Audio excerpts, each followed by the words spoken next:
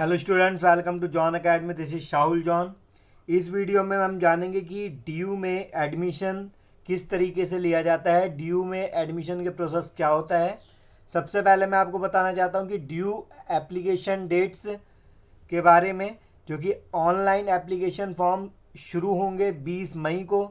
20 मई को सी 20 मई को CSAS यानी कि कॉमन सीट एलोकेशन सिस्टम के द्वारा आपका फॉर्म भरा जाएगा दिल्ली यूनिवर्सिटी के लिए। और यहाँ देख सकते हो आप किस तरीके से फॉर्म भरना होता है। उसके बाद मैं आपको बताऊंगा किन किन डॉक्यूमेंट्स की ज़रूरत होती है। तो आपको यहाँ पर आप देख रहे हैं, ये common seat allocation system CSAS की साइट पे आप जाएंगे। यहाँ आप देखोगे कि जर्नल के लिए 250 रुपीज़ इसमें लगते हैं, SC ST PWBD के लिए 100 रुपीज़ लगते हैं।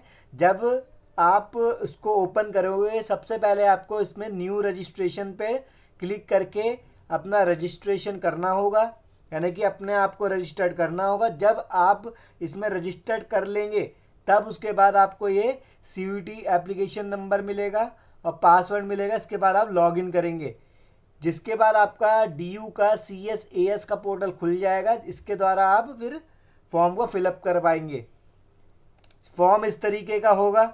इसमें आपको अपना नाम, फादर नेम, मदर नेम, ये सब ठीक तरीके से भरना है। इसके बाद एकेडमिक होता है, स्पोर्ट्स होता है, ECA अपलोड्स, ये सारी चीज़ें आपको 1 बाय 1 आपको स्टेप बाय स्टेप भरनी होती है।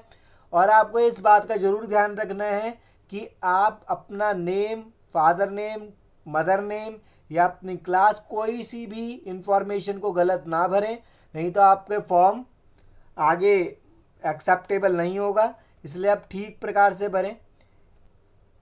इसमें कौन कौन से की चीज़ की ज़रूरत है, जैसे कि मैंने आपको बता दिया। रजिस्ट्रेशन क्या करना है, डीयू की रजिस्ट्रेशन साइट पे जाना है। कौन सी साइट पे, याद रखना है आपको, CSAS की साइट पे जाना है आपको डीयू की, डीयू में एडमिशन लेने के लिए। फिर आप इसी में यही लिखा हुआ है आपके लिए, स्क्रीनशॉट आप ले सकते हैं इसका। फिर आपको रजिस्ट्रेशन करना होगा, न्यू रजिस्ट्रेशन में क्लिक करना होगा। OTP आएगा, वो सारा फिलअप करके आपका रजिस्ट्रेशन हो जाएगा आपका डीयू की साइट पे। उसके बाद आप क्या करेंगे, यहाँ पर बताया था मैंने आपको, जब रजिस्ट्रेशन हो जाएगा तो लॉगिन करेंगे आप। उसके बाद ये क्वेश्चन सामने आता है कि कौन कौन से आपको डॉक्यूमेंट्स की ज़रूरत होती है डीयू में एप्लीकेशन फॉर्म भरने के लिए। तो सबसे पहले आपको क्लास 10th की मार्कशीट की ज़रूरत होगी।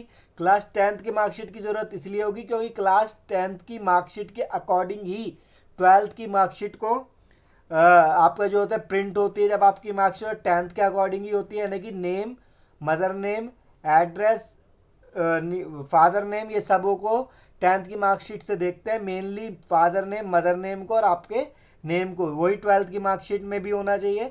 तो ये 10th और 12th की मार्कशीट ज़रूरी है। आपके पास एक ईमेल आईडी होनी चाहिए जो एक्टिव हो, एक वैलिड मोबाइल नंबर होना चाहिए।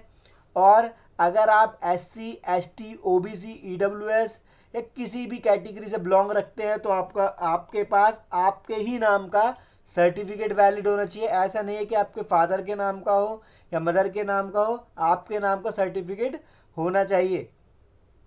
अगर आप नॉन क्रीमिलियर में आते हैं, OBC में, तो सर्टिफिकेट होना चाहिए उसका भी। स्कैंड फोटोग्राफ होना चाहिए आपके पास, और scanned image of signature in the prescribe dimension, जो भी प्रेस्क्राइब डिमेंशन दे रखी है, यानी कि किस फॉर्मेट पे होना चाहिए वो आपको अभी आगे बताऊंगा मैं।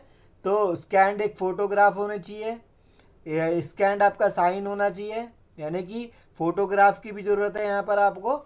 और एक ब्लैंक जगह पे आप सिग्नेचर करेंगे तो उसको पिक कैप्चर कर लेंगे उसकी। EWS का सर्टिफिकेट चाहिए आपका, अगर आप EWS से बिलोंग रखते हैं। आधार कार्ड होना चाहिए आपके पास।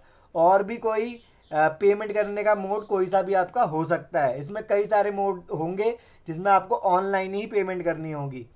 अब आपको डिमेंशंस या फाइल साइज़ क्या होना चाहिए डीयू एप्लीकेशन फॉर्म में डॉक्यूमेंट्स का, तो आप देख सकते हैं यहाँ पर क्लास 12 मार्कशीट फाइल साइज़ क्या होना चाहिए, 100 से 500 KB। पासपोर्ट साइज फ़ोटो का 10 to 50 KB, signature 10 to 50 KB, self attach class 10th certificate marksheet 100 से 500 KB, यानी कि जब आप सेल्फ अटैच करनी है आपको 10th और 12th की मार्कशीट को, सेल्फ अटैच्ड कॉपी होनी चाहिए, यानी कि खुद से साइन करने को सेल्फ अटैच्ड कहते हैं कि ये मेरा ही डॉक्यूमेंट है, तो सेल्फ अटैच किया जाता है बाय सिग्नेचर। ओबीसी का सर्टिफिकेट भी 100 से 500 KB, self attach copy of sports ECA certificate, अगर आपके पास स्पोर्ट्स का सर्टिफिकेट है तो आप स्पोर्ट्स का सर्टिफिकेट को भी आपके पास होना चाहिए, आप लगा सकते हैं उसको 100 से 500 KB में।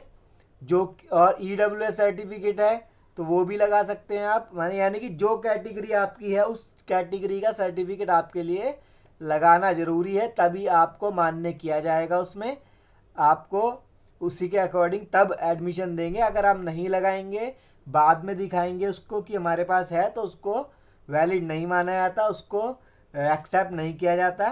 तो ये सारे के सारे आपके सामने देख लिया आपने, फाइल साइज़ क्या होनी चाहिए, और तो और उसमें फ़ाइल फॉर्मेट क्या होना चाहिए, JPG, JPEG या PNG फॉर्मेट में ही होना चाहिए।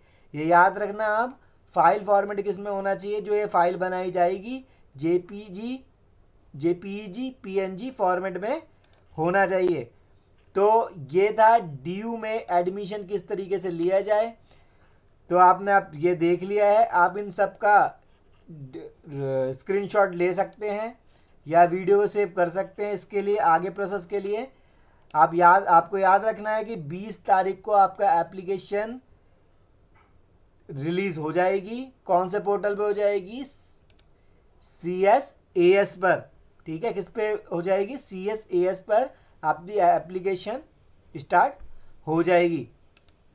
और अगर आपको ये वीडियो पसंद आई है और ऐसे ही यूज़फुल आपको वीडियो चाहिए तो इस चैनल को सब्सक्राइब करना ना भूलें और अपने फ्रेंड्स से इस वीडियो को शेयर करना ना भूलें।